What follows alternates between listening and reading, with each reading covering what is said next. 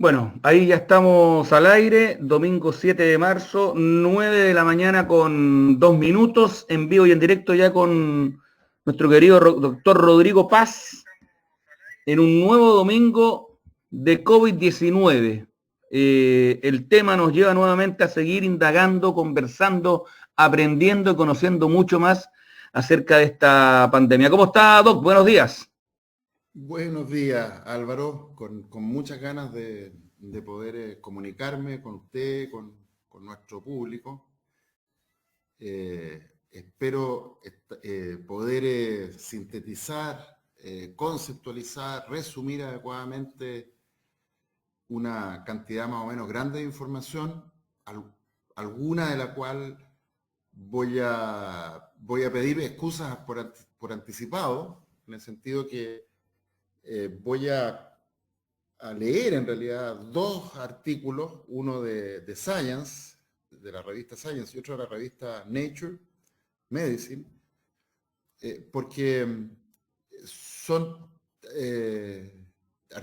textos, artículos con técnicamente muy sofisticados y por lo mismo aunque se haga un poco más difícil, voy a optar por leer algunas partes o buena parte de ellos para que así el público que nos sigue pueda ir también contrastando lo que está ahí puesto con lo que yo estoy traduciendo, por decirlo así, e intentando entender o explicar o no entender también. Hay algunas cosas muy técnicas que desgraciadamente Sí. no entiendo, no conozco. Y ojalá que entre el público haya gente que nos pueda ayudar a precisar mejor esas cosas, ¿ya? Así Hoy día, que Doc, viendo, vamos a hablar, usted va a hablar mutaciones del virus COVID-19, la pesadilla que ya está en curso en así nuestro es, ambiente, en nuestro mundo y en nuestra vida. así es. Yo quisiera, digamos, voy a tratar de retomar lo que hablamos la semana pasada, que entre paréntesis el video YouTube ya lleva más de 15.000 reproducciones. Mucha gente lo ha compartido, lo está viendo y a mí eso me alegra mucho y también me, me- me hace sentir, yo diría, aún más responsable de poder entregar información lo más precisa, fidedigna posible, eh, porque estamos llegando a mucha gente. eh, Y finalmente, de lo que se trata es de no solo conocer o informar por el hecho de que, como decía Aristóteles, conocer ya es un fin. Conocer es bello, es bueno. Pero en este caso, este conocimiento que estamos tratando de adquirir, de compartir, tiene una finalidad, tiene una utilidad. Y la utilidad es bien práctica, es salvar vidas. Porque tal como señalé la semana pasada, estamos a puertas de una matanza. Y voy a volver a usar una palabra que yo sé que a algunas personas les ha molestado. Eh, Incluso por ahí un par de colegas con los que suelo o a veces converso de estas cosas me hicieron presente que les parecía alarmista lo que yo había planteado y además me plantearon que, dado que buena parte de las fuentes a las cuales acudí eran fuentes periodísticas, el New York Times, The Economist, me señalaban sus dudas y cuál era qué tan bien fundamentado estaban esas aseveraciones, ¿ya? Y yo quiero agradecer a esos dos colegas que me hicieron estas críticas, constructivas, sin duda, eh, porque en buena parte lo que voy a hacer hoy día va a ser intentar responder a esas dos críticas constructivas. Uno, la posibilidad de que la manera de presentar la información la semana pasada haya sido tal vez demasiado alarmista y voy a intentar demostrar que me quedé corto, que lo que viene, la palabra matanza podría ser un eufemismo al lado de cómo se vislumbran las cosas de acuerdo a información científica y para eso voy a acudir, insisto, a dos papers, uno publicado en la revista Science hace 15 días atrás y otro en la revista Nature Medicine hace 4 días atrás. Y para entender un poco en qué contexto se instalan estos dos artículos, estos dos papers, quiero retomar el New York Times. La figura que está al lado izquierdo de la pantalla corresponde a una figura, resumen, presentada en The New York Times hace un par de semanas atrás, donde se representa la conformación de la proteína espiga o espícula, la proteína spike, que como dijimos, es una proteína clave para que el virus SARS-CoV-2 infecte a las células y contagie a los seres humanos, causando la enfermedad COVID-19. Y decíamos la semana pasada que esta proteína, ¿no es cierto?, ha experimentado transformaciones derivadas de mutaciones en el genoma viral y en particular una de las cepas que se ha ido instalando en el mundo como dominante y que por lo tanto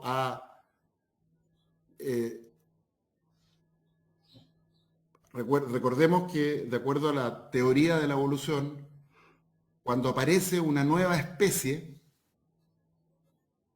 esa especie está compitiendo con otras especies. En este caso, yo decía medio en serio, medio en broma, hace 2 semanas atrás que estábamos en presencia del SARS-CoV-3.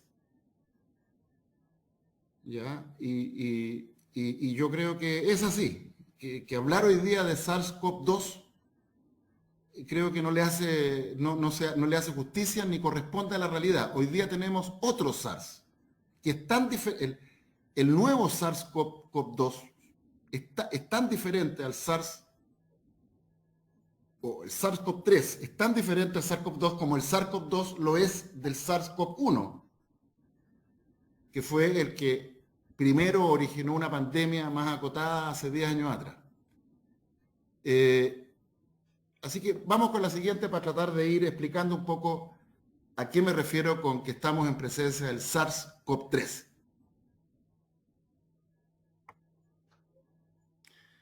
Bueno, dijimos la semana pasada, ¿no es cierto?, que se han identificado 3 variantes del virus, ¿no es cierto?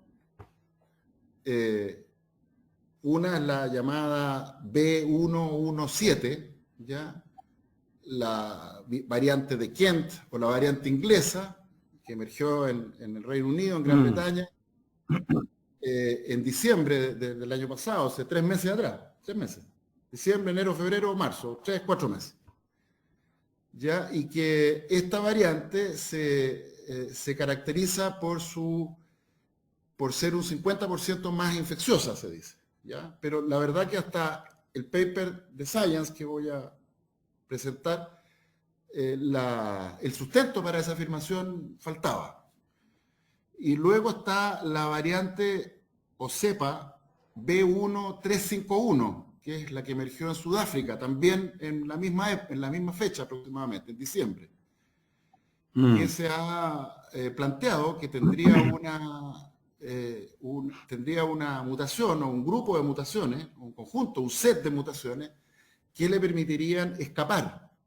Escape inmune se llama. Les permitiría a este virus eludir a los anticuerpos tanto generados por la infección natural, por el SARS-CoV-2, como anticuerpos generados post vacuna, ya sea la de Pfizer o la de AstraZeneca.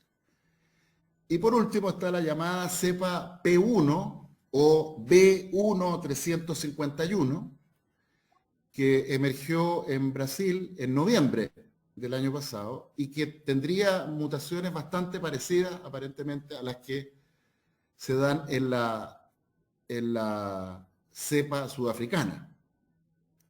Lo cual es muy interesante porque ya nos empieza a mostrar cómo en distintos lugares del mundo, en linajes, en líneas evolutivas que no están relacionadas, ¿ya? Dicho de otra manera, la variante brasileña no es ni hija, ni nieta, ni bisnieta, ni tataranieta de la variante sudafricana. Emergió en otro lugar del mundo de manera independiente, ¿ya? Y eso es lo que una serie de investigadores, a propósito de la observación, ya no solo en Brasil, sino que en otros lugares del mundo, de la emergencia de cepas con mutaciones muy similares, por decirlo así, o iguales, en distintas partes del mundo, es lo que decíamos, ha sido conceptualizado como la demostración de la tesis de Charles Darwin de que la evolución produce no solo nuevas especies, sino que produce especies distintas, pero que usan mecanismos,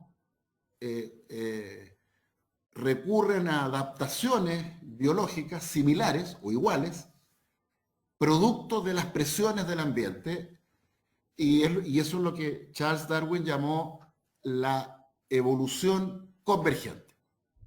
En otras palabras, estaríamos asistiendo a la emergencia de cepas muy similares o iguales incluso, con las mismas mutaciones, en los mismos puntos de la proteína espiga y otras proteínas del SARS-CoV-2 que estarían generando una mayor transmisibilidad o contagiosidad en el caso de la variante inglesa y escape inmune en el caso de las variantes sudafricana y brasileña.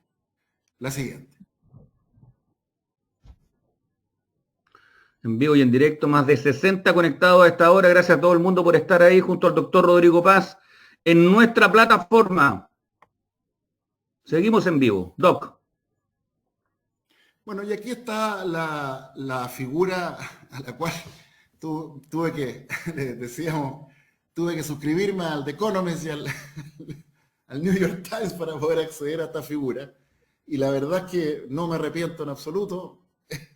No es barata la suscripción, pero creo que esta figura es muy, muy importante porque nos permite entender un poco qué es lo que significa esto de las cepas, los linajes y la evolución convergente, ¿ya? Y aquí en esta figura de Economist, ¿no es cierto?, veíamos cómo la cepa A, que sería la cepa original, por decirlo así, secuenciada en Wuhan, en China, cuando parte esta pandemia, ¿no es cierto?, que tenía una secuencia.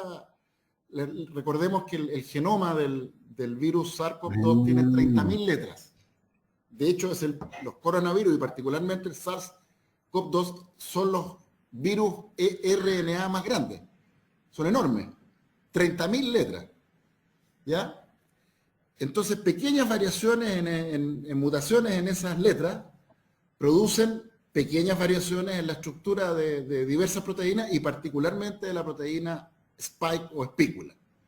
¿Ya? Y en esta figura se puede ver cómo la variante original, la cepa, vamos a llamarlo así, el SARS-CoV-2 original, el SARS-CoV-2 chino, fue generando distintos linajes, ¿ya? Y en particular aparece el linaje B1, que es el que se ve en la tercera generación, B1, que es caracterizado por una mutación. B1 que dice de abajo de Europa. Sí, B1, claro, que es una mutación en la cual en la posición 614 de la proteína Spike. Les recuerdo que la proteína espiga o espícula o Spike tiene 1200 aminoácidos. Bueno, la mutación D614G consiste en que en esa larga secuencia de aminoácidos, en la posición 614, donde antes había el aminoácido D, que corresponde a ácido aspartico, ahora está el aminoácido G, que sería glicina. En otras palabras, en la cepa original de Wuhan, el virus SARS-CoV-2, en la posición 614, codificaba para un ácido aspartico. Y ahora, a partir de ahora, en todo el mundo, ya no. De hecho, las cepas originales ya no existen. Ya no circulan. Se extinguieron. El virus SARS-CoV-2, tal como lo conocimos hace un año atrás, ya no existe, se extinguió. Mira, ¿Ya? Lo que existe ahora es una cepa distinta, mutada, ¿ya? Que es una cepa en la cual en la posición 614 de la proteína Spike, donde antes había un ácido aspartico, ahora hay un aminoácido glicina. Y luego de ese linaje, del cual se desprenden todos los linajes que hoy día circulan, ¿ya? Vamos a llamar sublinajes, han aparecido dos nuevas mutaciones. Una en la posición 501, que es la famosa a esta altura N501Y. Y como a los gringos les gustan los apelativos, le llamaron a esta Nelly.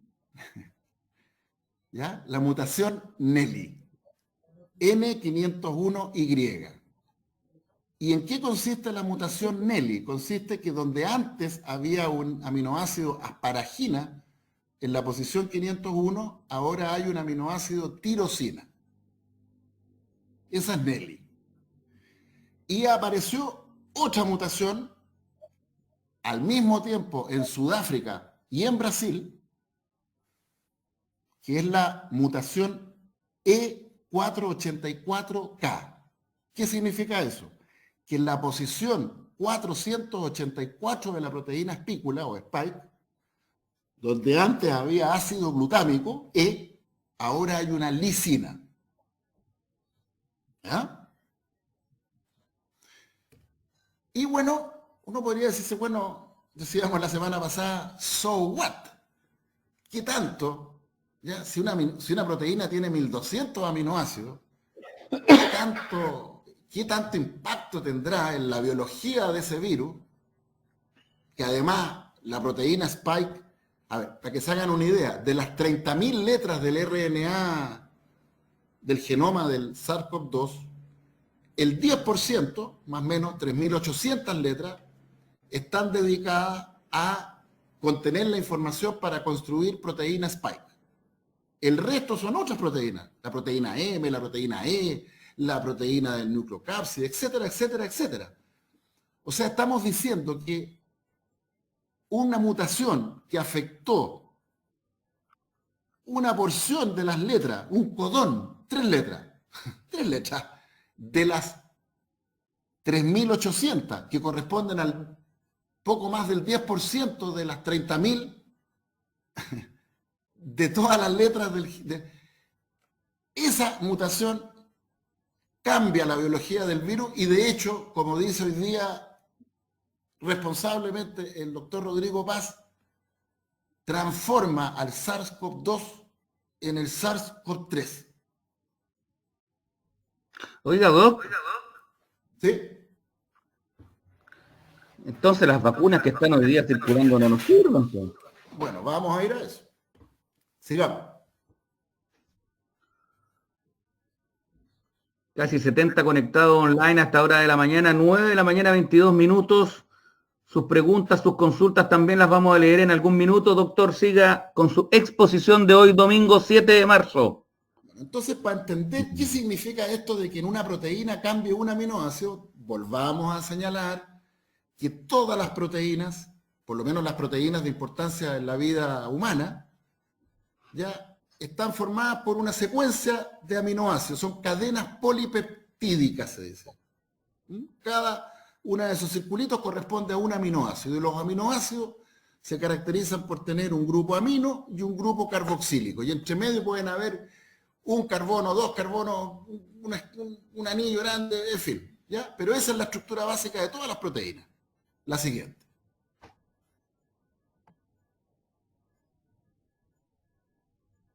¿Ya? Y todas las proteínas del reino animal cercano a los seres humanos, hay otras proteínas, hay otros aminoácidos que son más raros, que pueden estar presentes solo en ciertas bacterias, qué sé yo, pero para efectos de la vida humana y de los virus que atacan a los seres humanos, ¿ya? Todas las proteínas conocidas y por conocer, podríamos decir, están conformadas por distintas combinaciones de estos 20 aminoácidos, no hay más. O sea, todas las enzimas, los anticuerpos, los receptores, todo, en fin, todas las proteínas de la biología humana y de los virus que están formadas por estas, vamos a llamar, 20 letras. ¿Ah? A de alanina, G de glicina, I de isoleucina, etc. La siguiente.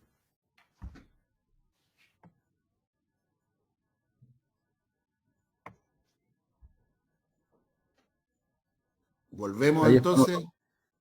Entonces, ¿qué significa ahora que sabemos K? Bueno, significa que donde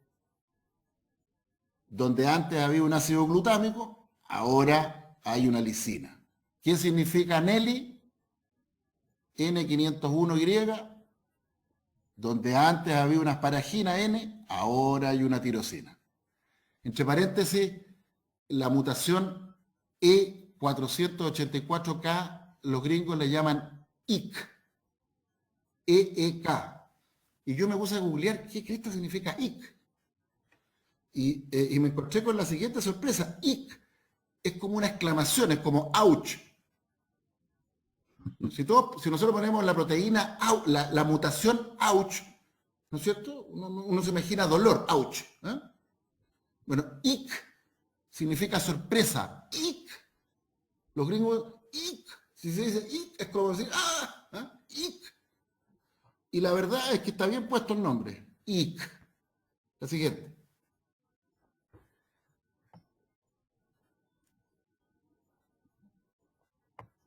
A ver aquí.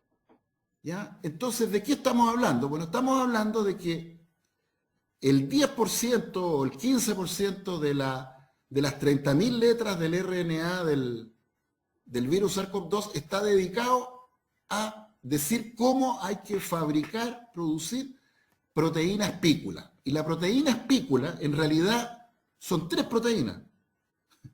No es una, son 3 proteínas. La proteína espiga o espícula o spike está conformada por 3 proteínas idénticas que forman un homotrímero, un trímero, ¿ya? Y cada uno de esos trímeros, cada uno de esos monómeros, de esas cadenas de polipéptidos que forman, tiene 1200 aminoácidos. Y hoy día sabemos que esa enorme proteína, son 1200 aminoácidos, no es poco, ¿ya? Tiene varias partes. Tiene una parte que se llama S1, que es la parte de la proteína que interactúa directamente con el receptor AC2, veremos después, que es el de la enzima convertidora de angiotensina, que es el que, a través del cual el virus logra meterse a la célula. Luego tiene una porción S2, que es la que se libera, veremos después en la animación, cuando se cliva, una proteasa de transmembrana serina 2, elimina la porción S1 y deja al descubierto la porción S2, que es la proteína de fusión. Es la proteína finalmente que se va a pegar a la membrana de la célula huésped para infectarla. Y finalmente hay una porción pequeñita de transmembrana, que son esas colitas que se ve aquí, y una pequeña porción de la proteína que es la porción intracelular. Eso es la proteína spike. La siguiente. En vivo y en directo, 70 conectados online. Ya, pero aquí es donde la cosa se pone interesante. A ver. ¿Ya? Anoche y los últimos días, cabeceándome para entender más, me encontré con esta figura que es muy, muy ilustrativa. Porque hasta ahora hemos puesto el acento en los cambios de aminoácidos, ¿no? Dijimos que la mutación que genera el linaje B1, puede ser que el linaje B1 es el que da origen a la cepa inglesa, a la cepa sudafricana, a la cepa brasileña, todas son B1, que significa mutación en la posición 614 de la proteína espiga. Pero ahora han aparecido mutaciones en la posición 501 de la proteína y en la posición 484. Y aquí viene el truco. Decíamos que la proteína espiga tiene un dominio S1, ¿se acuerdan? La cabezota grande esa. Luego el dominio S2, que es la parte que viene a ser como el tallo, el que se pega finalmente a la célula que contagia o que infecta. Bueno, fíjense que todas las mutaciones de las cuales estamos hablando están incluidas ya sea en el Receptor Binding Domain, RBD, la zona de la región de la proteína S1, que hace contacto directo con el receptor, con la proteína AC2. Dicho de otra manera, cuando decíamos, bueno, son 1200 aminoácidos, ¿qué tanto que cambie uno? Ahora tenemos que decir, en realidad no son 1200 aminoácidos, son 336 a 516 aminoácidos en esta secuencia que es clave para el funcionamiento de la proteína. ¿Me sigue?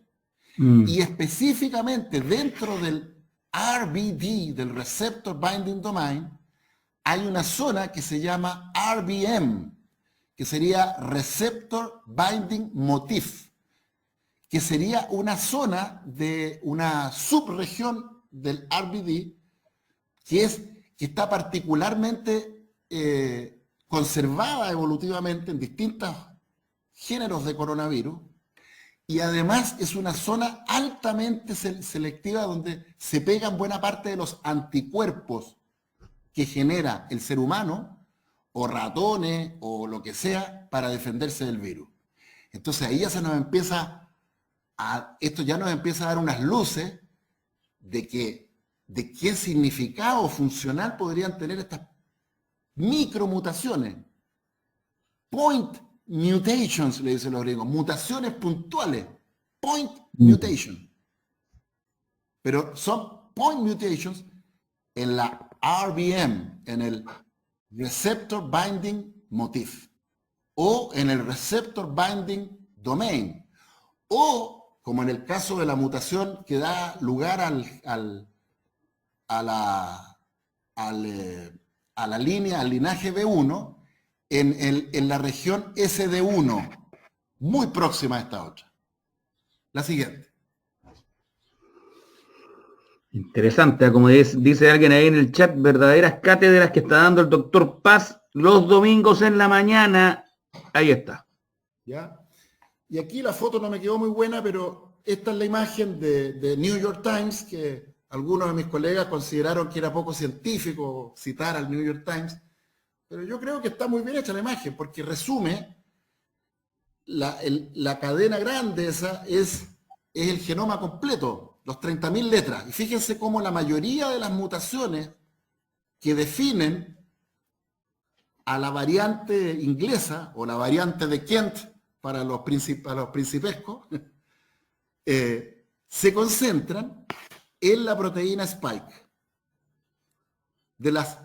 Para que se hagan una idea, de las 14 mutaciones que definen la cepa inglesa, 8, más del 50%, se concentran en la proteína Spike. Y de esas 8, la mayoría se concentran en el receptor binding domain. La siguiente. Voy, Doc. Vamos a la número 10. Ahí estamos. ¿No? Ahí se fijan entonces cómo la mutación N501, la 681. Se nos fue.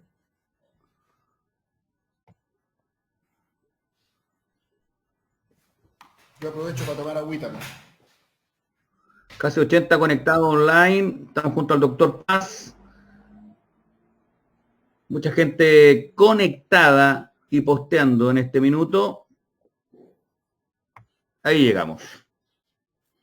La siguiente. No, perdón, ahí. Párale.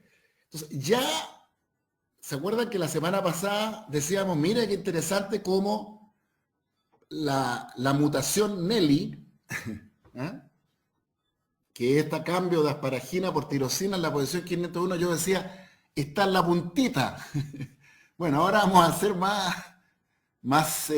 preciso y vamos a decir que no es que esté en la puntita, está en el receptor binding domain, está justo ahí en la zona de la proteína Spike, en la subregión S1, que es la que primero hace contacto con el receptor AC2. ¿Y eso por qué es tan importante? La siguiente. Vamos a la número 11, Doc. Ahí estamos. Es importante porque, como dijimos ya hace, no sé, ya 3, 4 sesiones anteriores, los virus son parásitos. Los virus son parásitos que no pueden sostenerse a sí mismos. ¿Ya? Lo propio de los seres vivos es lo que Humberto Maturana llamó la autopoiesis, la capacidad de tener una actividad dirigida hacia la autoperpetuación. ¿Ya? La autonomía. Podríamos decir, remedando a Maturana, que los virus hacen heteropoiesis. En vez de hacer o si ustedes quieren, hacen autopoiesis finalmente. En ese sentido, son seres vivos. Pero su autopoiesis requiere usufructuar de células vivas. ¿Y cómo lo hacen? Infectando células vivas a través de la interacción con el receptor AC2 y usando la maquinaria molecular de la célula, de huésped, de la célula usurpada, para generar copias de su RNA y copias de sus proteínas y generar más partículas virales. La siguiente. Casi 80 conectados online, en vivo y en directo. Animación, dice Doc. Vamos a la animación. Antes, Doc, un paréntesis muy cortito. Marianela Leal dice, es increíble todo tipo de mutaciones que puede tener este virus. Sonia Jorquera, ¿nadie fue capaz de exterminar el virus original? Irene Oyarzo, ¿las vacunas activan las mutaciones, doctor? Erika Oriela, ¿no es cerrado pensar que se les pudo haber escapado de las manos? ¿Cuál es su opinión a estas consultas de la gente, doctor, antes de ir con la animación mientras la preparo? Vamos a la animación y dejemos que los datos vayan respondiendo. Perfecto. Yo tengo mi hipótesis para cada una de esas preguntas, pero creo que yo prefiero entregar la información y que cada uno saque sus conclusiones a partir de la información. Ahí estamos en pantalla. Vamos con la animación.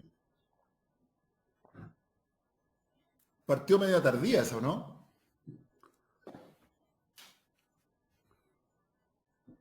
Ahí sí. Entonces ahí tenemos al virus con su proteína espiga,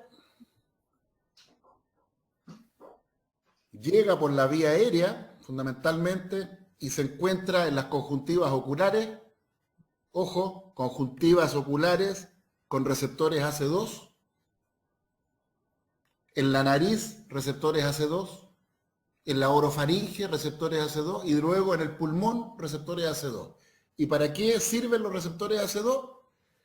Para gatillar la unión y activar a la proteína de a la proteasa de transmembrana serina 2 que cliva, saca la porción S1 y deja libre la porción S2 que actúa como un verdadero arpón para anclarse a la membrana celular de la célula huésped y generar este movimiento extraordinario que permite la fusión de la membrana viral con la membrana celular. Docking, le llaman los gringos. Docking. Yo creo que repitámoslo para que se entienda más claramente. Sí, hay que repetirlo, doctor. Voy a repetirlo, aquí estamos.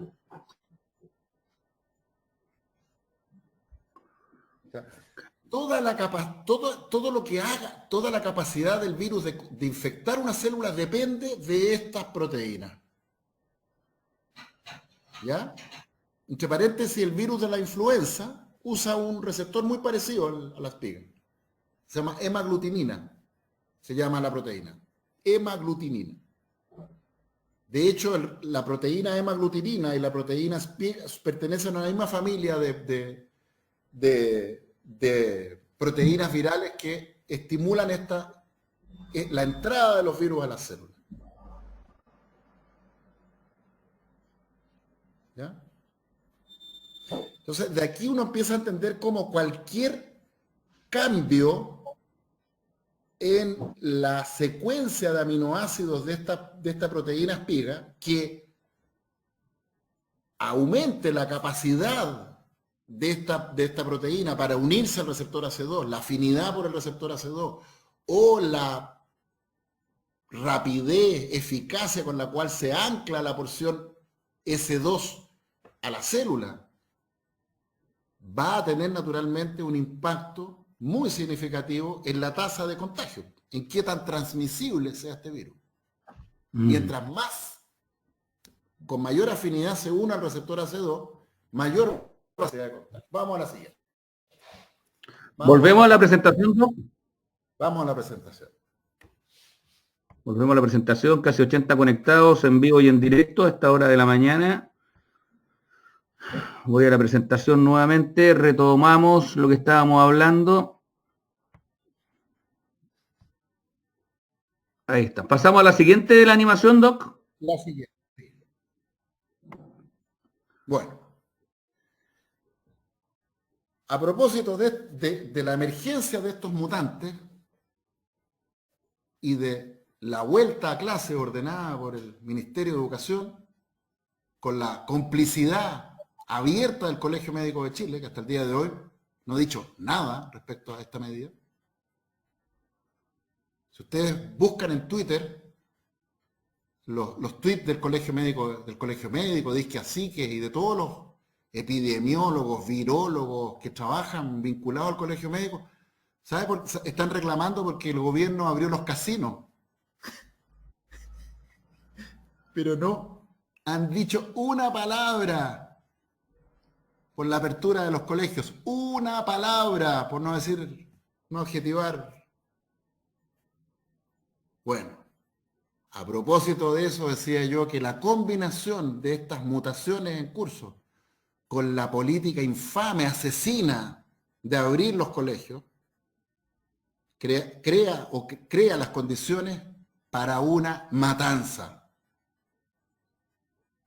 Y lo vuelvo a decir, matanza. Y alguien podría decir, bueno, doctor, ¿y usted se basa en la biología molecular, en cambios en la estructura para decir eso? Sí y no. Sí, me baso en eso, y no la siguiente.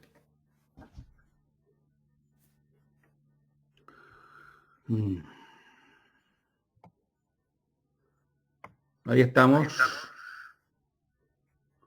Eric 80 Topol, conectados. si lo puede agrandar Eric Topol, unos días atrás,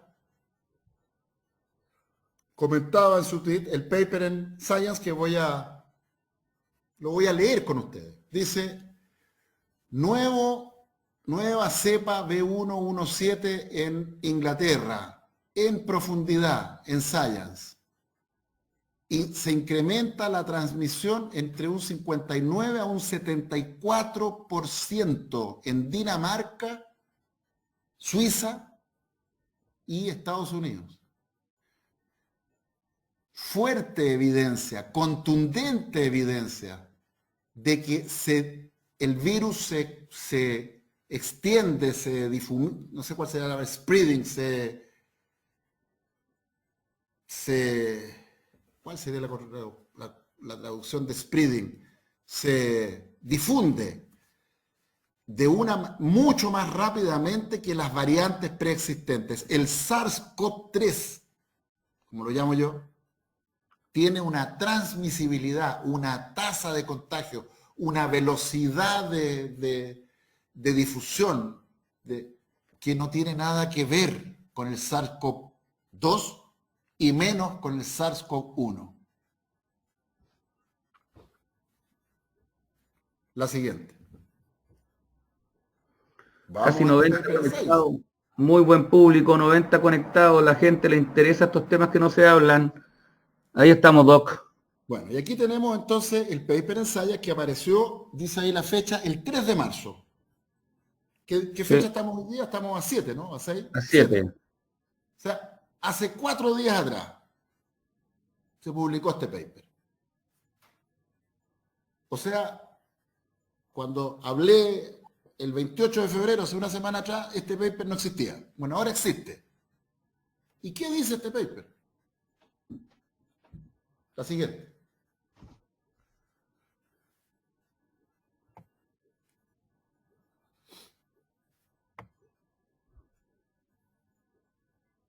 Bueno, una de las cosas que aprendí durante mi postdoctorado en neurociencias de 5 años en Estados Unidos con una beca Mideplan del gobierno de Chile, es que hay muchas maneras de leer un paper. Y una manera, no excluyente con la otra, es saber quién lo escribe. Porque a veces, cuando uno ve quién lo escribe y desde dónde se escribe, uno ya puede entender cuál puede ser el significado de ese paper, la metodología de ese paper. Y miremos, este paper está escrito por una serie de autores, ¿no es cierto? Pero lo interesante es dónde están ubicados, en qué instituciones académicas. Centro para Moderamiento Matemático de Enfermedades Infecciosas, de la Escuela de Higiene y Medicina Tropical de Londres.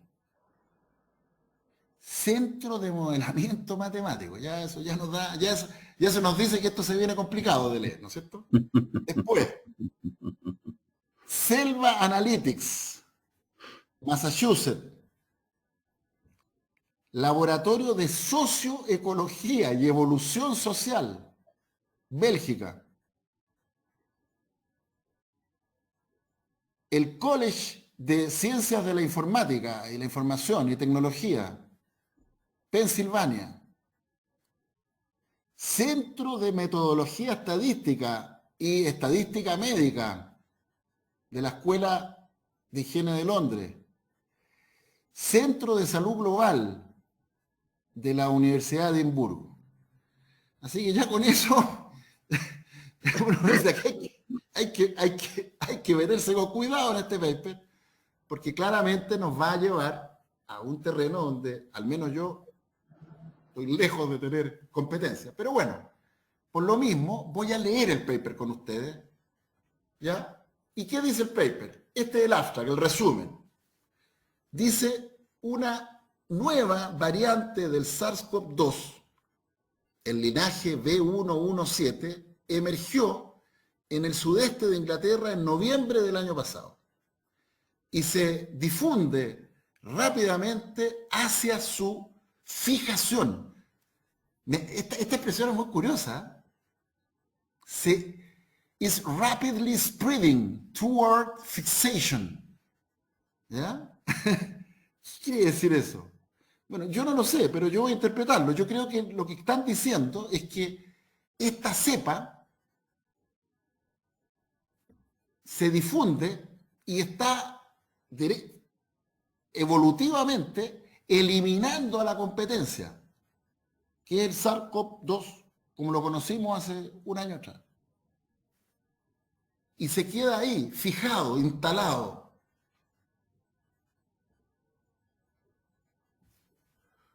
Usando una variedad de aproximaciones estadísticas y de modelamiento dinámico, vaya a saber Dios qué significa exactamente eso, no me lo pregunten. Puedo imaginar más o menos de qué se trata, pero ¿ya? Estimamos que la variante tiene un 43 a 90% de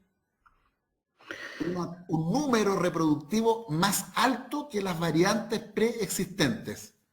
Anoten en su cabeza número reproductivo, porque vamos a volver a eso. O sea, nos están diciendo que sea cual sea el análisis matemático de modelamiento que hicieron, la conclusión es que el nuevo SARS-CoV-2 tiene una tasa de contagio, un número reproductivo para ser más preciso, que fluctúa entre un 40 y un 90% más alto, es casi el doble. 100% sería el doble. ¿Ya? Casi el doble que la variante anterior. Dice un modelo de transmisión dinámica donde se postula la existencia de dos cepas, ¿no? La cepa B117 y las no B117. ¿No? Eso es típico de los modelos matemáticos. Es como teoría de conjunto, ¿no es cierto? Esta cepa es B17 y es no B17 y las dividen. Y cuando modelan el comportamiento de esas dos cepas en la población, porque estos son matemáticas, estudio de poblaciones, llegan a esta conclusión. Muestra que la VOC, que significa Variant of Concern, la variante de preocupación, Variant of Concern, 2020-12-01, que sería diciembre del 2020, conducirá, y esto escúchenlo bien, conducirá a una gran resurgencia de casos de COVID-19. Lo repito, un modelo de transmisión basado en lo que ya dijimos indica que la nueva variante circulando en Inglaterra y en el planeta va a conducir a una mayor resurgencia de casos de COVID-19. Sin control estricto, incluyendo, escúchenlo bien, cierre limitado de instituciones educacionales, cierre limitado de educacionales y una acelerada campaña de vacunación, las muertes y hospitalizaciones por COVID-19 en Inglaterra el año 2021, ellos predicen, excederán a las del 2020. Lo repito, Paper Science, 4 de marzo. Sin medidas de control estrictas y que incluyan cierre limitado de instituciones educacionales y una campaña de vacunación masiva, las hospitalizaciones por COVID-19 y las muertes por COVID-19 en Inglaterra el año 2021 van a superar las del 2020.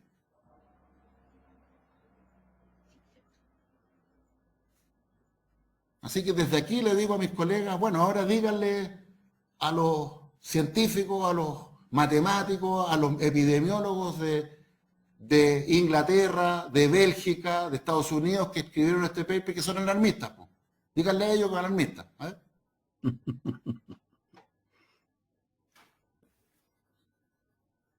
Preocupantemente, concerningly, la variante británica se ha difundido globalmente y exhibe una tasa similar de incremento en la transmisión, 59 a 74%, en Dinamarca, Suiza y Estados Unidos.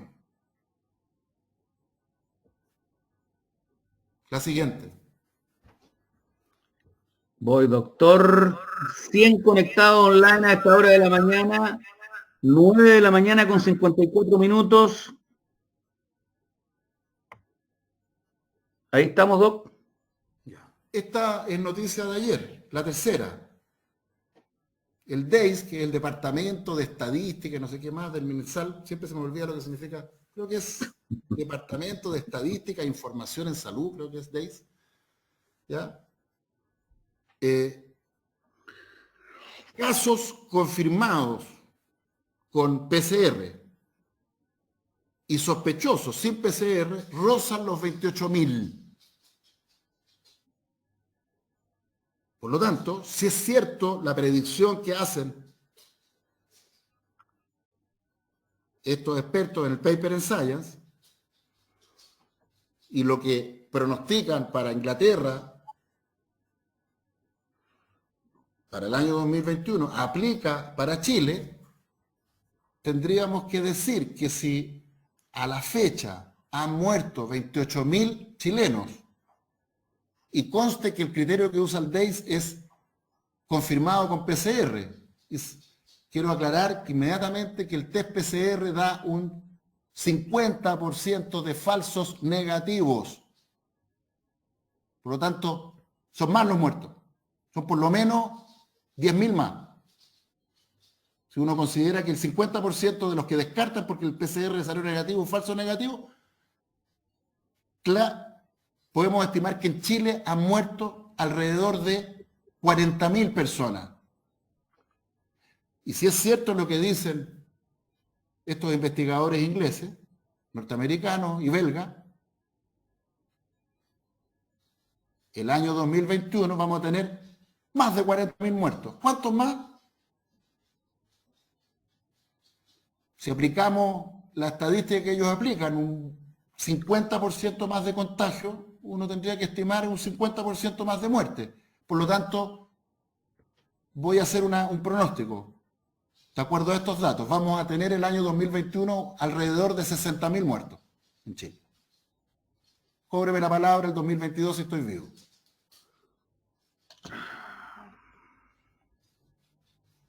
Seguimos.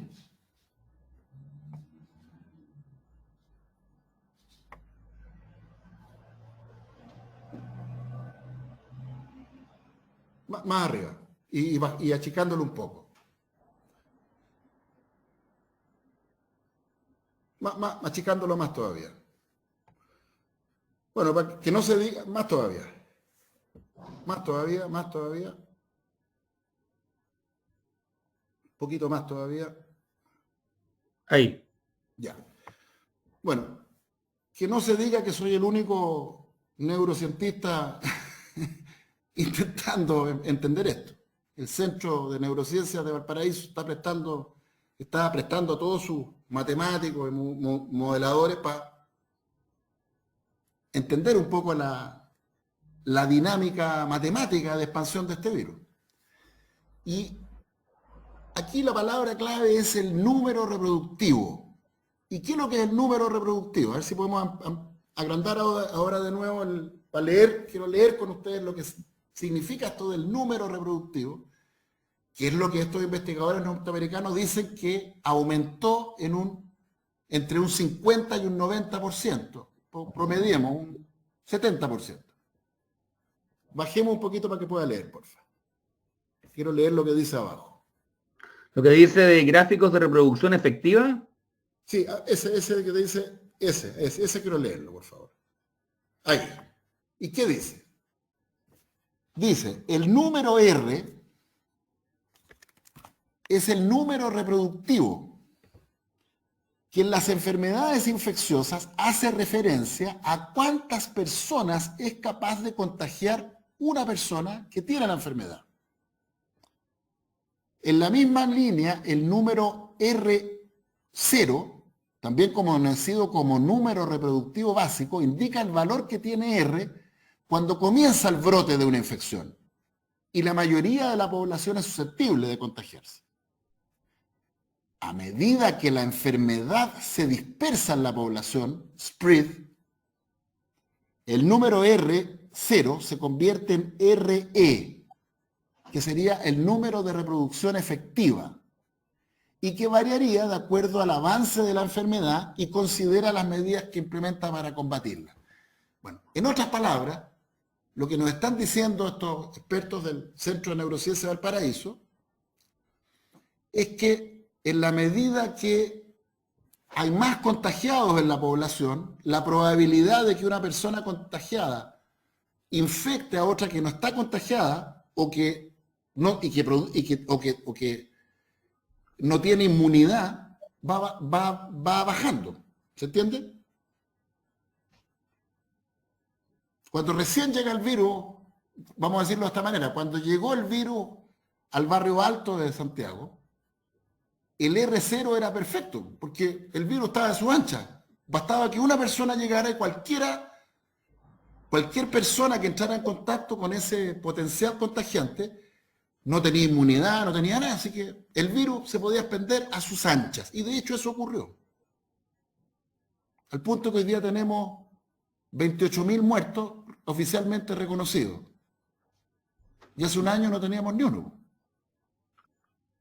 ¿Ya? La teoría dice que en la medida que más personas se contagien, se produciría lamentada e imaginaria, escúchenlo bien, imaginaria inmunidad de rebaño. Yo creo que la inmunidad de rebaño es un invento. Y voy a mostrar por qué en el caso del coronavirus es un invento, es un albur, es una ilusión. No va a haber inmunidad de rebaño. Y el R0 no va a disminuir al RE. ¿Por qué? Vamos a la siguiente.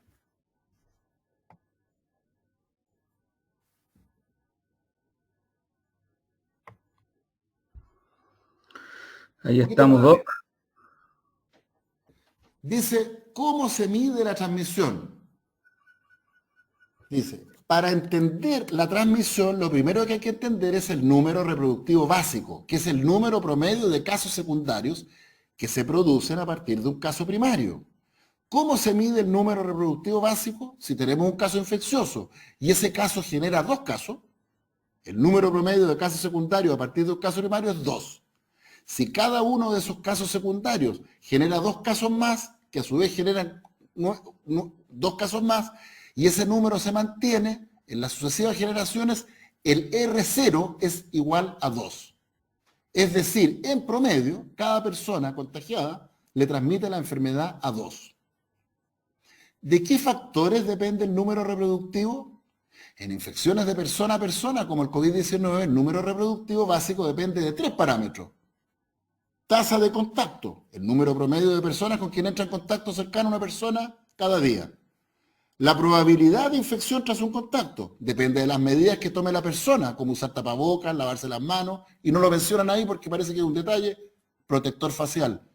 Duración del periodo infeccioso, cuánto tiempo una persona puede transmitir su enfermedad a otra persona. ¿Cuál es el número reproductivo básico del coronavirus? Escúchelo bien, para el COVID-19 no está claro el R0. Pero a través de modelos matemáticos se han encontrado valores que van entre 2,5 y 3,2. En comparación con la influenza, tiene un R de 1,8. Dicho de otra manera, la tasa de contagiosidad del SARS-CoV-2 o COVID-19 es prácticamente el doble que la influenza. Eso para el SARS-CoV-2. porque ya nos están diciendo los investigadores de Science, paper de Science, que hoy día ese número, que era más o menos 3, aumentó en un 70%. ¿Cuál es el 7% de 3? Más o menos 2. O sea, de acuerdo a los investigadores Science, hoy día el número reproductivo, con la nueva variante del SARS-CoV-2, el SARS-CoV-3, digo yo, el número reproductivo es más o menos 5. Por cada un contagiado con la variante inglesa de SARS-CoV-2, van a haber 5 personas contagiadas. ¿Se entiende? Y es bien distinto eso, ¿no?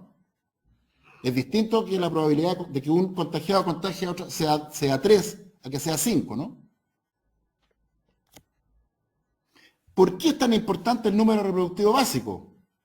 Aunque se trata de una métrica imperfecta, determinar el número reproductivo básico es una de las obsesiones de los epidemiólogos, porque de este número dependerá qué tan agresivas deben ser las medidas para controlar el virus. Por lo tanto, si el número reproductivo del SARS-CoV-3 es 5, las medidas que se aplicaban para el SARS-CoV-2, cuyo número reproductivo era 3, deben ser distintas. ¿Capichi? Lo siguiente. Muy buen público conectado. Doctor Paz en vivo, 10 de la mañana, 4 minutos.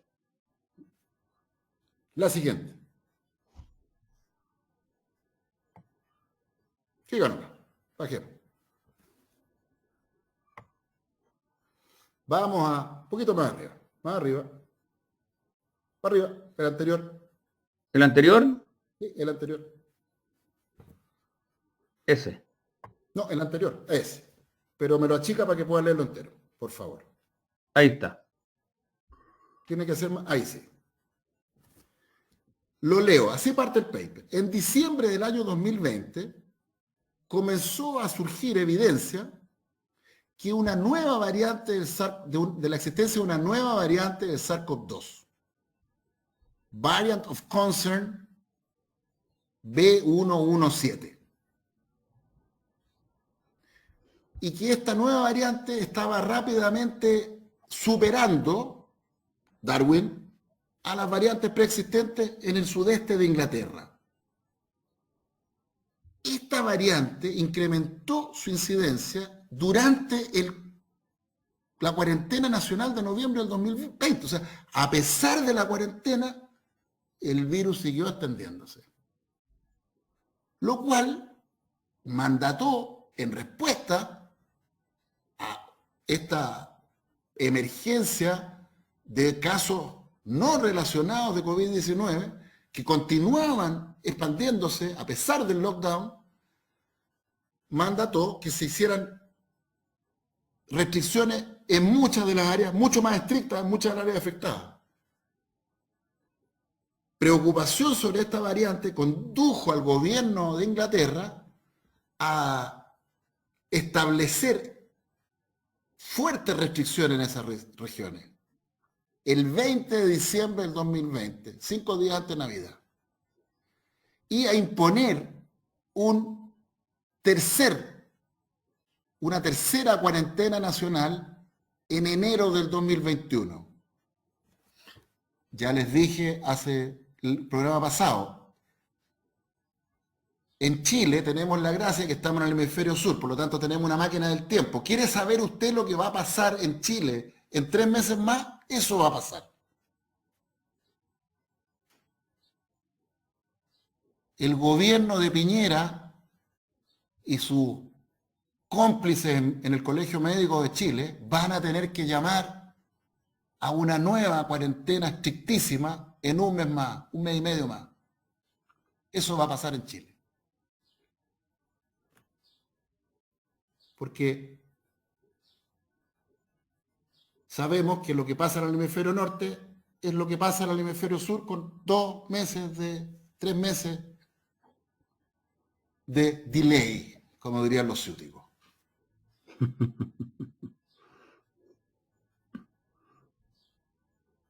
para el 15 de febrero del año 2021, estamos hablando de 2 semanas atrás, hace 2 semanas atrás, el 95% del SARS-CoV-2 circulante en Inglaterra era la nueva cepa. ¿Se entiende ahora cuando los investigadores hablan de is spreading to fixation? Éxito evolutivo, Darwin. La siguiente. O un poquito, baje un poquito. Baje un poquito, no la siguiente, baje un poquito para leer eso que está en rojo. O achíquelo si quiere, a lo mejor. Ahí está en rojo. Ya. Ahí está bien. Dice, nuestra actual comprensión de las medidas de control farmacéutico o farmacológico y no farmacológico para el SARS-CoV-2 no reflejan las características clínicas y epidemiológicas de la variante nueva, que yo llamo SARS-CoV-3. Es otro virus. ¿Se entiende? Estamos implementando medidas y una estrategia para enfrentar al SARS-CoV-3 con las medidas que implementamos para el SARS-CoV-2 y no son el mismo virus. Y esto tiene consecuencias prácticas para usted, señora, señor, que está en su casa. Si usted sobrevivió o su familia sobrevivió al SARS-CoV-2 el 2020, no crea que el 2021 la tiene hecha. Porque muchas cosas que usted hizo y no hizo el 2020 y que sirvieron, ya no van a servir. Porque este es otro virus. Y voy a intentar explicar por qué. Y esto que estoy diciendo, yo lo dije la semana pasada, lo dicen estos expertos. Estimación de la tasa de crecimiento, severidad de la enfermedad e impacto de esta variante nueva es crucial, o son cruciales, para informar cambios en las políticas públicas a esta amenaza potencial. La siguiente.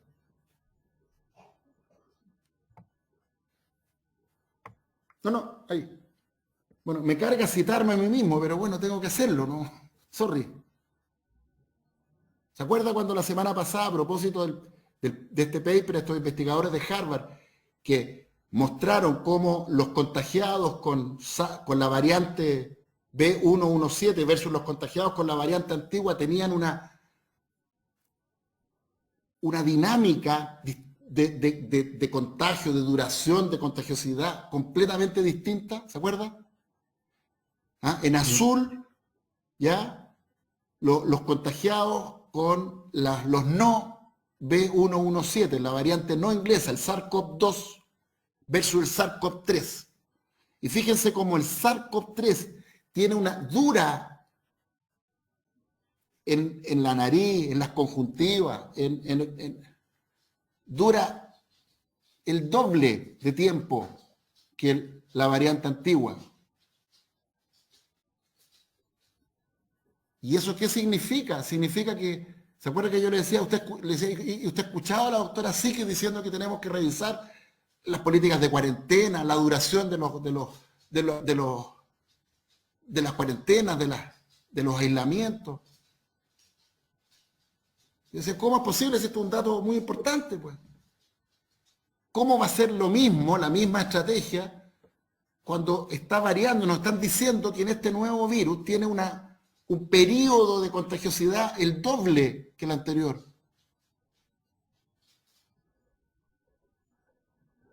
Ahí. Características de la nueva variante.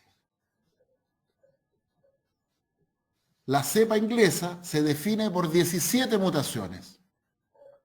14 son mutaciones puntuales y 3 son de lesiones. No hemos hablado nada de las lesiones todavía, ¿ya? Hemos hablado...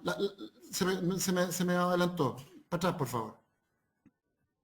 La nueva variante se define por 17 mutaciones. 17 mutaciones puntuales y 3 de lesiones, dije.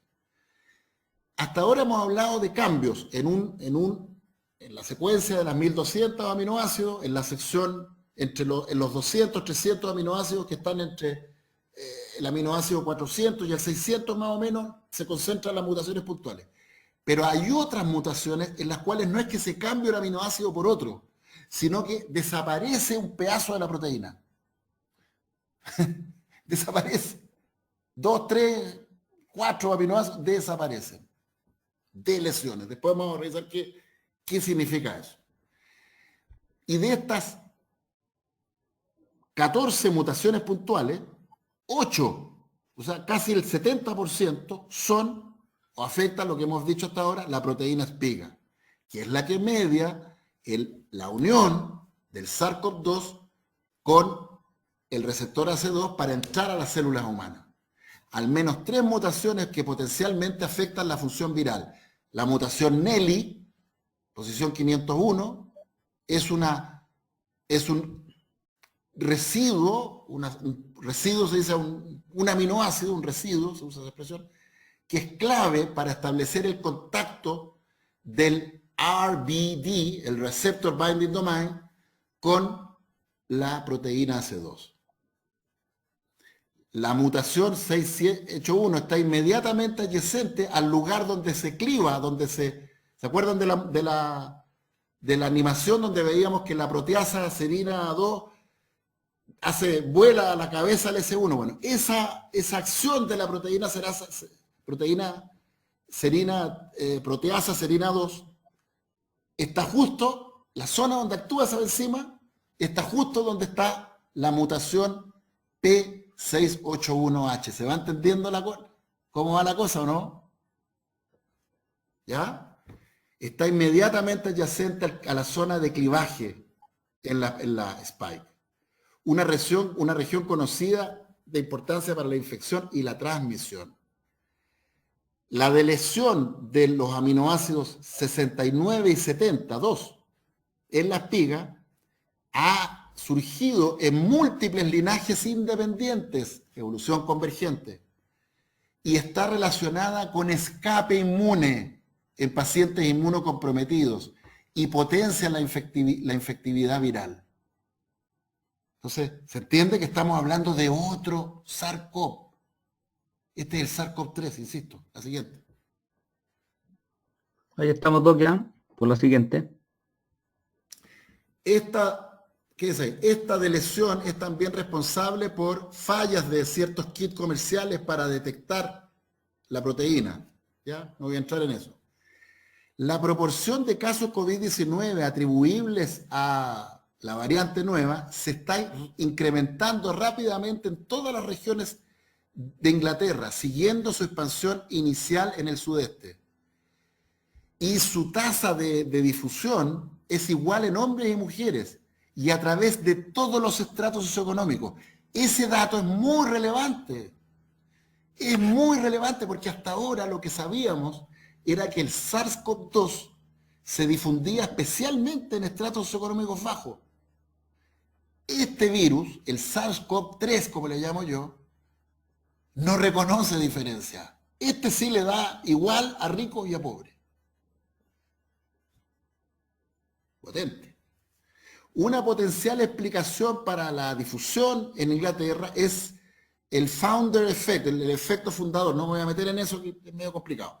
Pero básicamente la idea es que si ciertas regiones tienen alta tasa de transmisión, como resultado, por ejemplo, de que tienen más interacciones sociales, que podría decir, bueno, en el sur de Inglaterra es como cuando decían, para hacer bien el amor hay que ir al sur en Italia. La gente más del sur son más buenos para la farra, qué sé yo, etcétera. Bueno, sin embargo, no encontramos diferencias sustanciales en la interacción social en las regiones de alta y de baja prevalencia Así que no se explica esto por conductas distintas de la población. La siguiente. Ahí estamos, Doc. ¿Cómo midieron la tasa de crecimiento de este virus? Dice, esta variante aparece inigualable, sin contrapeso en su habilidad para competir con otros linajes del SARS-CoV-2 en Inglaterra. Analizando la base de datos de Inglaterra, que compromete alrededor de 150.000 muestras de SARS-CoV secuenciado. Adivine cuántas tenemos en Chile. Al final lo vamos a ver. ¿Ya? Nosotros encontramos que la tasa de crecimiento poblacional en los primeros 31 días siguiendo la aparición inicial, entonces vieron cómo fue creciendo, ¿no es cierto? Y que encontraron que hubo un momento que empezó a caer un poquito con el lockdown, pero a pesar de esa caída siguió extendiéndose. Para cuantificar la ventaja de crecimiento, nos realizaron una serie de análisis matemáticos, bla, bla, bla, y calcularon una tasa de crecimiento de más o menos 0.104 días. ¿Ya? O sea, eso yo no sé. Así que ahí no sé qué significa exactamente ese cálculo, para serle franco. No lo sé. Pero el que sepa que me ayude. Asumiendo un intervalo generacional de 5,5 días. Y eso correspondería a un 77% de incremento en el número reproductivo. ¿Ya? Bueno, esa cuestión matemática es la que, si hay alguien que le pega las matemáticas, por favor, me escribe y para poder aclararlo en una semana más. ¿Ya? La siguiente. Ahí sí. Ya. Implicaciones para la dinámica del COVID-19. No, Ahí estamos. se me saltó. Había otra antes, macho. Sí, ahí volví. Ya. Usando el Best Performance Transmission Model, adaptado a 7 regiones de los servicios de salud de Inglaterra, nosotros comparamos la dinámica epidémica bajo diferentes asunciones. ¿Ya? Entonces dijeron, bueno, vamos a hacer predicciones, ¿no es cierto?, con distintos escenarios. Un primer escenario sin intervención farmacológica. Un escenario 1 es un escenario de moderada control, con niveles de movilidad como los observados en la mitad de octubre del 2020. Otro escenario de alto control, con niveles de movilidad como observado durante el segundo lockdown nacional en Inglaterra, con cierre de colegios, a propósito del debate que tenemos en Chile. Y un tercer modelo que la misma alta control, pero con escuelas cerradas completamente, y un muy alto escenario de control con niveles de movilidad como observado durante el primer lockdown, ¿no es cierto?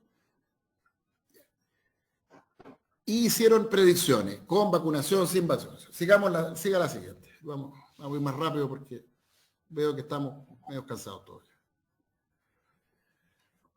Ya, esto es clave. Dice, independientemente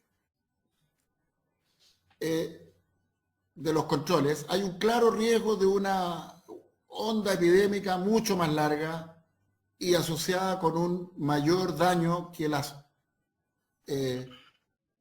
previas. ¿Me está escuchando, Álvaro? Sí, lo estoy escuchando, doctor. Ya, ¿Se te está conectado? Dice, que incluyendo cierre de escuelas, los espacios educacionales son entre las más grandes instituciones vinculadas a clúster de enfermedad COVID-19 que permanecieron abiertas durante el lockdown de noviembre del 2020.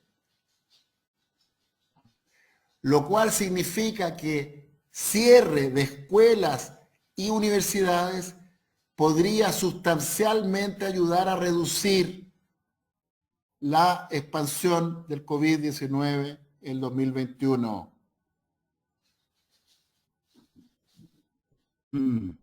¿Usted ha escuchado al colegio médico decir esto? Nada. La siguiente. notamos que aún sin una susceptibilidad incrementada de niños a la variante nueva. Entre paréntesis, usted se saltó la parte donde discuten esto, pero la próxima semana vamos a ir a esa parte. Por alguna razón se saltó usted olímpicamente toda esa parte, pero da lo mismo. ¿Ya? La más eficiente difusión de las variantes implica la difícil decisión societal de cerrar escuelas, lo cual será una pregunta de salud pública clave para múltiples países en los meses que vienen. Así que, estos son datos del último mes en Inglaterra, ¿ya? Donde por primera vez en la historia de esta pandemia en Inglaterra, los niños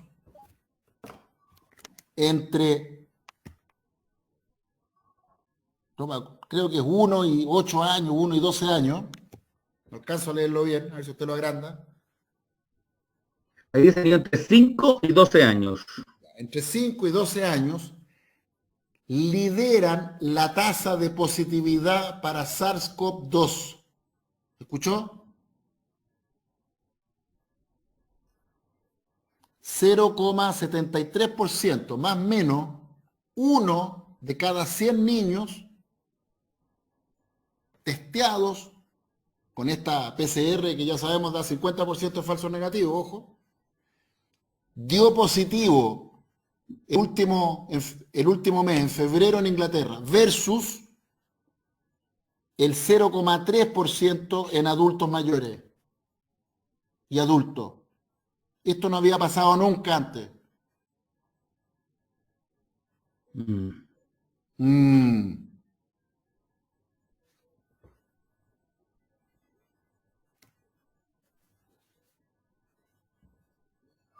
La siguiente. La combinación de estas mutaciones con la vuelta a clase es la combinación perfecta para provocar una matanza en este país. Y lo vuelvo a decir, colegas que me escuchan. Y si les parezco alarmista, lean Paper Ensayos por la cresta. La siguiente. No, esto es muy importante, perdón, no. Bueno, hasta ahora hemos hablado de Nelly, ¿ya? De la mutación que hace, o las mutaciones que hacen al SARS-CoV-2 más contagioso, más transmisible en niños especialmente, ¿ok? Ahora vamos a hablar de IC, las mutaciones que hacen a un mutante no solo más contagioso, porque la mayoría de la mutación, la variante sudafricana y brasileña, comparten algunas cosas con la variante inglesa, sino que además lo hacen inmune, anticuerpos. La siguiente. Ya. Y este paper acaba de ser publicado, creo que es 4 de marzo. 4 de marzo, estamos hoy día 7. 3 días atrás. Nature Medicine. Resistencia de variantes SARS-CoV-2 a la neutralización por anticuerpos monoclonales y policlonales. Para la próxima explico qué es lo que es esto de anticuerpos monoclonales y policlonales. ¿Ya? Anticuerpos en general. La siguiente. Ya. Hay que chicotear los caracoles. El delay está lento el sistema, 1 hora 36 de programa. No depende ni de usted ni de mí, así que armémonos de No. ¿Ya? Ya. Nos entró un virus al sistema. Estamos mutando, doctor. Ya. un poquito más abajo, achíquelo un poquito porque me interesa mostrar de dónde son, ya les dije, es bueno saber de dónde son los autores porque eso algo nos ayuda a entender. A ver, voy a dar un adelanto En conclusión, de lo que sí. desgraciadamente no pude mostrar hoy día. Bueno, este paper muestra categóricamente que in vitro, en cultivos celulares, células,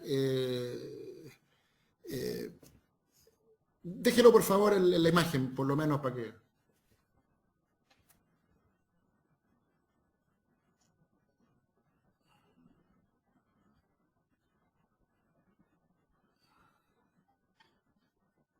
Mire que en Ahí ciencia estamos. los protagonistas son los papers, no las personas.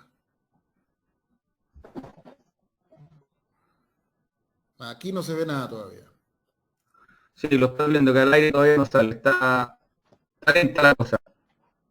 Bueno, mientras Muy sale lenta. al aire, estaba explicando que en este paper, muy importante, se aporta información in vitro, en cultivos celulares, con técnicas de biología molecular bien sofisticadas, como las variantes sudafricana y brasileña que tienen esta mutación IC, ¿ya? Que, insisto, la mutación IC es la posición 484 en el receptor binding motif, que es una secuencia de no más de 150 aminoácidos, ultra conservada, y que esa zona es donde se pegan los anticuerpos.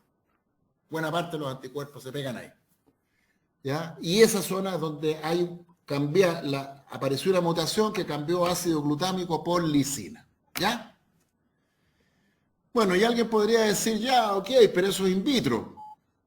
¿Qué correlato real tiene eso? Porque finalmente una cosa es la biología molecular, los científicos, las moléculas, las proteínas, toda esta historia, y la realidad. Bueno, y tenía preparado 2 papers. Uno publicado en Science hace 3 semanas atrás, donde muestra que en Manaus, Brasil, a diferencia de todo el resto de Brasil, la tasa de diseminación del virus generó que se contagiara en Manaus el 70% de la población, versus el resto de Sao Paulo, qué sé yo, 30% de la población. ¿Ya? ¿Y qué es lo interesante? Que en Manaus, donde se contagió el 70% de la población, está ocurriendo ahora una especie de segunda ola que nadie entiende, porque si hay inmunidad de rebaño y el 70% ya se contagió, ¿qué espera usted? ¿Que haya segunda ola o no, Álvaro?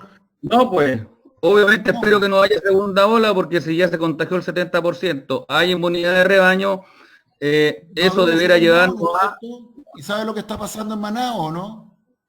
No solo hay segunda ola, sino que las reinfecciones son más graves que las primoinfecciones y se está muriendo más gente que en la primera ola.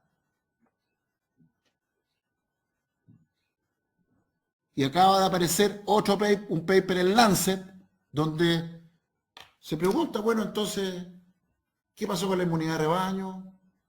Mm. ¿Qué pasó con la inmunidad de este virus? ¿Ya? De eso vamos a hablar extensamente la próxima semana. Porque en definitiva, la pesadilla que tenemos en curso es que tenemos circulando mutantes, el SARS-CoV-3, que son 70% más contagiosos, 30% más letales y 70% escapan a todos los anticuerpos habidos y por haber hasta ahora, incluyendo la vacuna Pfizer. Porque en ese paper en Nature probaron anticuerpos generados en personas vacunadas.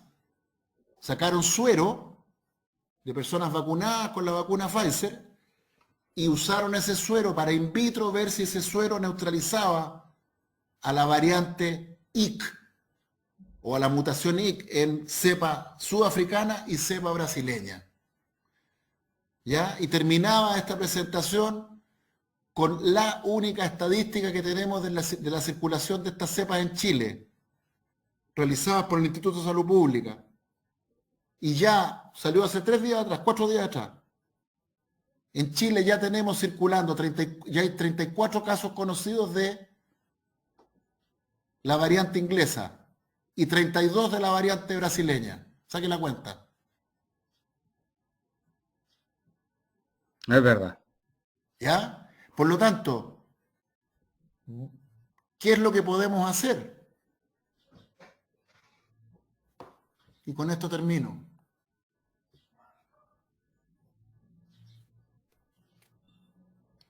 Cómprese mascarilla N95, como si se le fuera la vida en ello.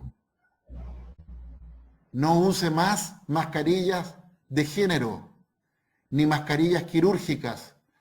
Compre mascarillas N95. En Alemania prohibieron las mascarillas que no sean estas. ¿Y algo saben los alemanes de esto? 2. No basta la mascarilla.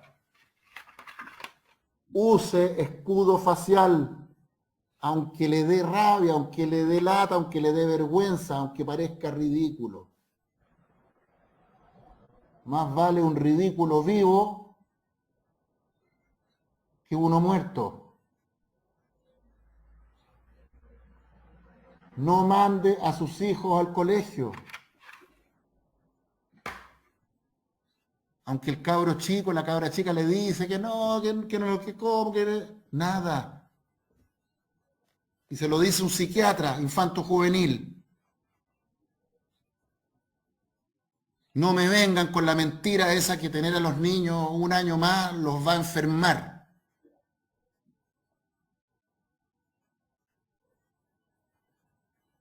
Nadie ha demostrado eso. Y no hay nada más dañino para la salud mental de un niño que tener a sus padres muertos, a sus abuelos muertos, a sus tíos muertos, porque hoy día los principales vectores de transmisión de las nuevas variantes del SARS-CoV-2 son niños y jóvenes.